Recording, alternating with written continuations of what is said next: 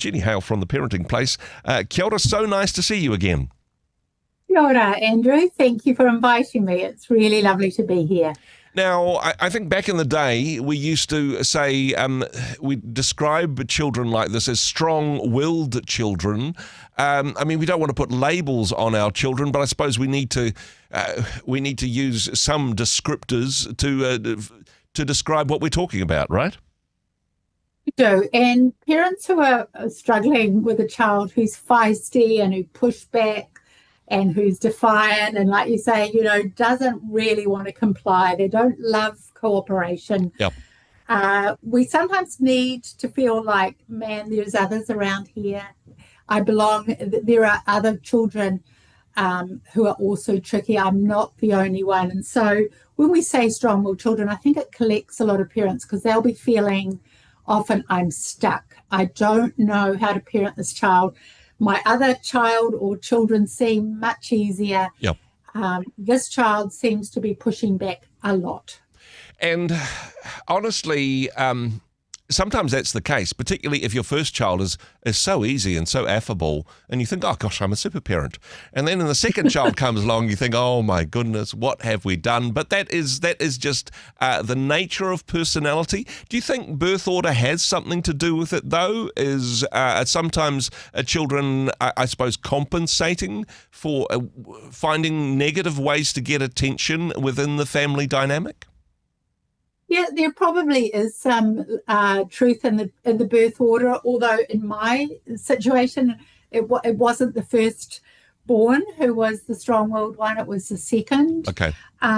Whatever help we can get, especially when you talk personalities, Andrew, I think it's really helpful to understand the temperament your child's been given is an amazing thing. Mm-hmm. And we are learning to love the grain, to love the shape and who we have, who this child is. And our job is to parent them well, but also to get some help. Yeah. Because these kids are the ones where we probably think, I've tried it all. I've used all my top strategies. I've done exactly what I did for the other children. Yeah. And this is not working.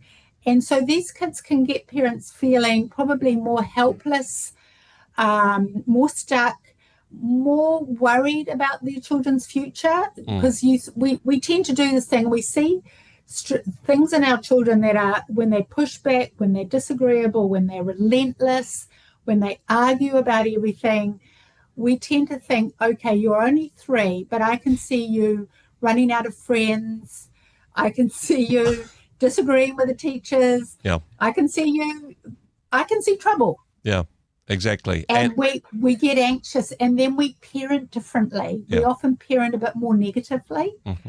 So, yeah, I think these children need the advanced course on parenting often. And honestly, the secret sauce for parenting is unconditional love, although sometimes extra grace required depending on the circumstances.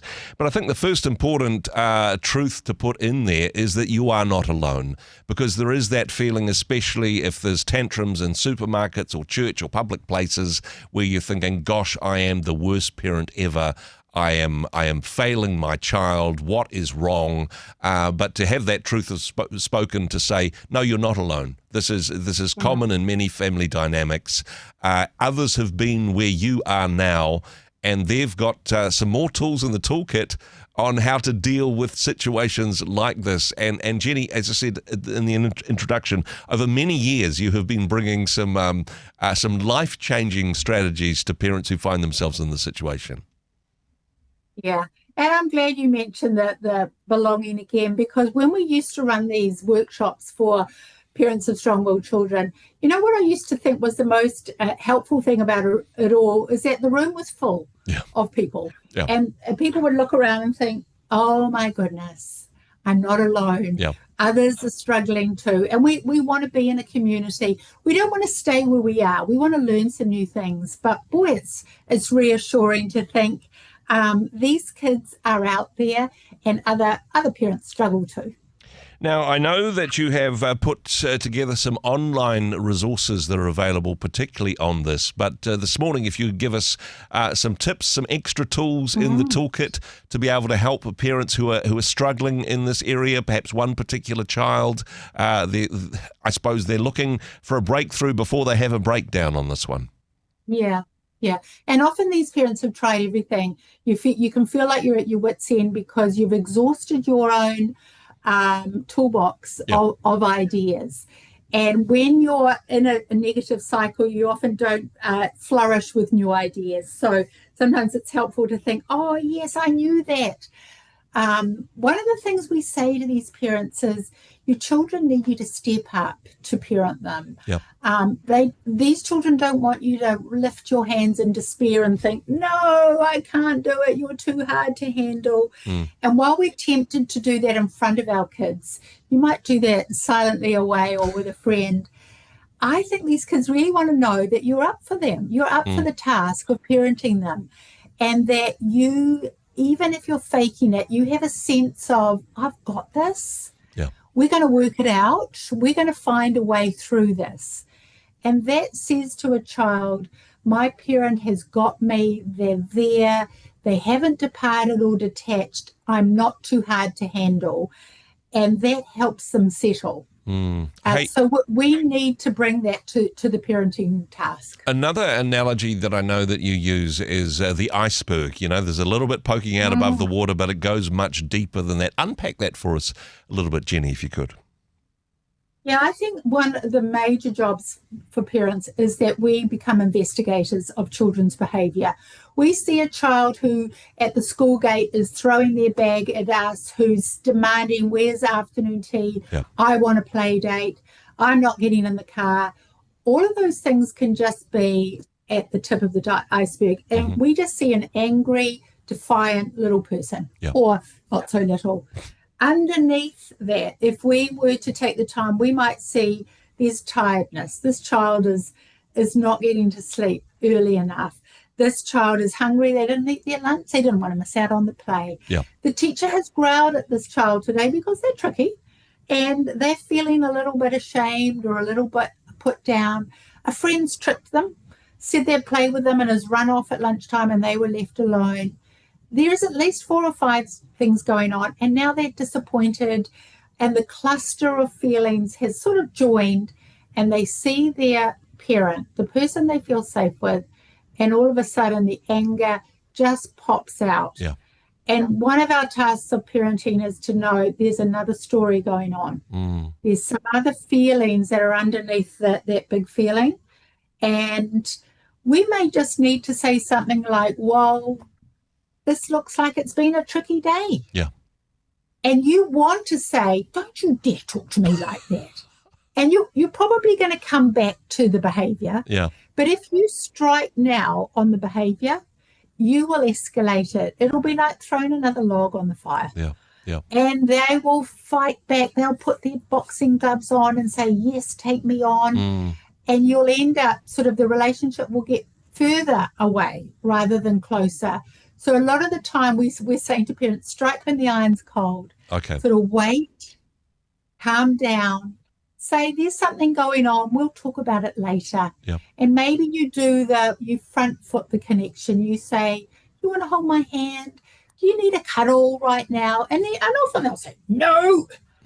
And you'll say, that's fine. I've got cuddles for you when you're ready. Yeah. You're being the big person. You're realizing that there is a lot going on. Sometimes, though, and hey, absolutely brilliant stuff there, but sometimes as parents, we run to the worst case scenario. And when we are investigating this iceberg, we immediately think, oh, gosh, there must be some learning difficulty. There must be some developmental problem that my child has. I need to employ 8 psychologists to see if we can get a diagnosis of this thing rather than just loving and accepting our child where we are. I mean, yes, of course, there are times when we need professional or educational support for children that are struggling, but that can be a difficult thing to negotiate, Jenny. It can, and we've probably got more alarmed more quickly, thinking it could be something serious. And I think let's just start with Some children have very big emotions. Yep. They find that the way you cut the bread, or the crusts off their toast, or that the wrong flavor of yogurt is there, or you can't have a play date, they will escalate. They will have a very big reaction to that. And I think it's our job to stay steady. Be steady for them. Be like a conductor. Be like the sturdy pilot. Be the coach. Hold your ground. Yeah. Rather than always thinking there's something else I can't see. So yes, I'm saying investigate, but I'm also saying let's just try some things first before we feel like we've got something more around the corner. Jenny, I also just wanted to touch on this because, again, it is great advice to be the adult, to be the strong person, to be calm in these situations.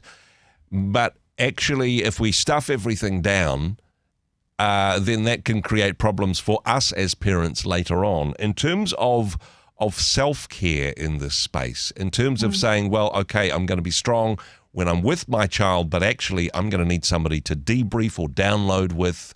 I'm going to need to make sure that I'm looking after myself as I look after my child. Yeah, I'm so glad you brought this one up because often parents, if you were to look at their emotional tank and their reserve, it would be like, whoa, it's really low. And you parent out of that. So if you have denied some self-care, if you are not reaching out to others, if you're not doing a spiritual practice that just settles you, if you are just at the end of the list, or you're at the bottom, it's very hard to parent well. Yeah. And if you have a very negative self-talk, some parents are very critical about their efforts and what they're doing, and they're often shaming themselves and criticizing themselves. That won't help your parenting. So when we turn towards ourselves and we kind of are kinder, we say to ourselves just the sort of things we'd say to our best friend. Yep. When we cheer ourselves on and we say, Jenny, you're going to work it out. You're doing a good job. This is tricky stuff. We're finding a way. That's very different to saying, there you go again, ruining your child's life. They're going to need, therapy for the rest of their lives. You've got no idea what you're doing. That's really hard to lift your head up in. And so there are times when the first port of call is take care of yourself. Pause before you say anything. Have a look around and think, is there a friend I need to just talk to about this? Do I need to see a coach? Do I need to just get some counselling? Yeah. Because this is bringing up stuff from my own childhood that hasn't been dealt with yet. So important indeed. Just finally, Jenny, wanting to circle back to what you said at the beginning, that each of our children, in their differences and in their diversity, each are a gift from God and each bring something unique to our family relationship. I suppose we don't want to get stuck in the stereotype of, the compliant children, they're the good ones, and these difficult ones, they're the naughty ones, because actually there is a strength and a benefit to having what some would describe as a strong-willed child. The compliant child may be easily led, whereas the strong-willed one may be able to push back against the bullying and the peer pressure when they enter their adolescence. There's good news ahead for a child who's able to hold their own and push back. There's great news ahead. When you see that strength in a child, we often just got to hold on to it and say that's going to be really useful when the peer group pressure you, when you're in a shop and someone says, why don't you take one? A child who's learned to hold their own and believe in their own goodness and know that they have that strength and can stand up and not conform. That's a really wonderful thing. So parents often have to hang in before it's all developed into a place where a child is no longer pushing back over everything, but has now selected, these are the things that I'm strong in. And I've talked to many, many parents over the years. And the beauty is when I get to hear from a parent who says, I love what's in my child now. I can see the gold. It was harder to see earlier on, but as I started to trace it and call it out, I love your ideas. You're good at problem solving. I love your strength. Then there are some wonderful things to harvest. And we can often stand back and admire that persistence, relentlessness, whatever it is in our child as they mature. Jenny, thank you so much for all of the wisdom and advice that you share. As I mentioned before, there is some online resources available at parentingplace.nz. You also mentioned coaching as well, and there may be some people engaging with this who are saying, hey, I'm there, I'm not coping. Perhaps booking some sessions with a coach, getting some practical one-on-one advice to help them through this season. That also done through the Parenting Place website? It is. You can find coaching, you can find the Strong-Willed Child online course, you can find the anxiety course. Often you mentioned you can be worried about, is this a bigger deal or is it normal anxiety? So lots and lots of help to be found on our website, Andrew. Parentingplace.nz. Jenny, a pleasure to chat with you again. Thanks very much for your time. Thank you, Andrew. Hey, thanks very much for joining us in the Rhema studio. Thanks very much for watching the interview. It's kind of nice to have an audience, actually. And if you did like what you watched, then do give us a like, do give us the thumbs up. And if you'd like to see more interviews like that one, or perhaps even better, subscribe and those interviews will come straight to you. Don't forget to turn on your notifications, and we'll see you in the next one. Cheers.